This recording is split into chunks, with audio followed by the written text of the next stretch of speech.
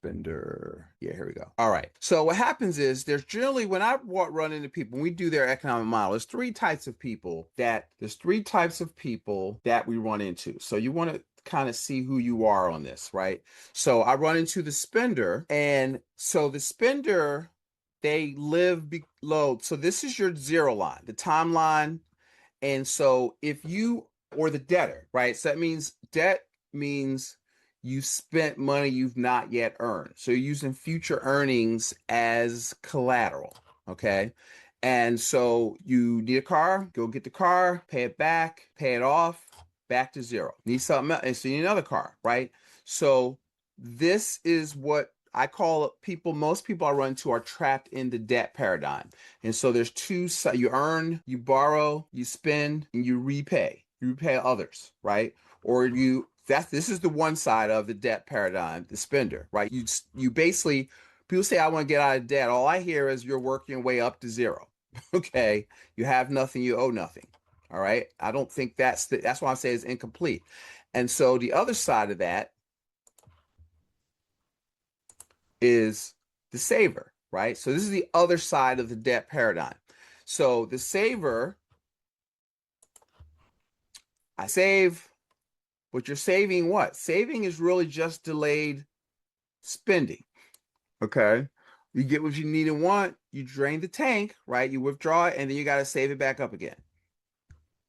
So you still end up at zero, okay? And so I would probably argue it's better, but this is Uncle Dave, right? And so this is fine. Get out of debt, pay cash for everything, save, drain the tank, save, drain the tank. So I would argue that's better, especially if you're a spendthrift, but I think it's incomplete. But it does take a lot of discipline. So the problem is the discipline aspect of it. Okay. And so what we want you to be here at Practical Wealth is the wealth creator. Okay. So the wealth creator says, okay, what's the first rule of wealth? Somebody unmute and answer. Part of Brian. what you earn is yours to keep. Part of what you earn is yours to keep. First lesson in Rich Dad Poor Dad, right? So if you make, I'm gonna use round numbers because I don't feel like counting. Let's say your household income is 100,000. Our first principle is save. Save what? 15%. I'm working up to 15 to 30, but 15% of your gross income. So that's $15,000 a year. Okay. So what if you did that? Now, the problem is you can't just leave it alone because it's not going to work. But what if you stored it somewhere that when you needed money, you didn't have to drain the tank? You could literally borrow against it, do what you got to do. See, because what's the money for life framework? The money for life framework is earn it, bank it, borrow it, spend it, repay it, and repeat. Okay. And so earn it, bank it, save, spend it, repay it, repeat. Earn it, bank it, borrow it, spend it, repay it. But what's the difference? What is the direction of your money doing? It's Going growing. up. It's growing, right? So every year you should be a little bit better off than you were the year before, guaranteed.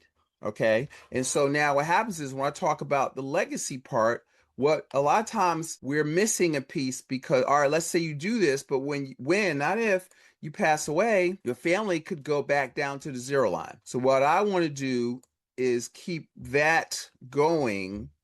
That people talk about they want to create generational wealth. This is how that starts. You got to look at your money differently. All right. So where debt free is good. So we're going to talk about that next. But here's the spender. Let me do it on the tanks, right? So the spender spends 100% of their income only focused on today.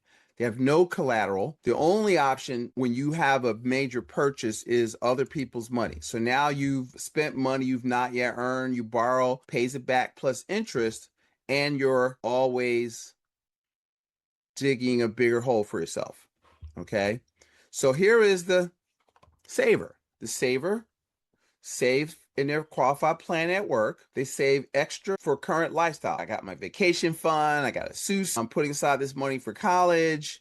And then when they get to it, because what is saving but delayed spending, so they want to pay cash to avoid, they think they're avoiding interest and debt, then they drain the tank. And they pay cash, but they don't put it back, right?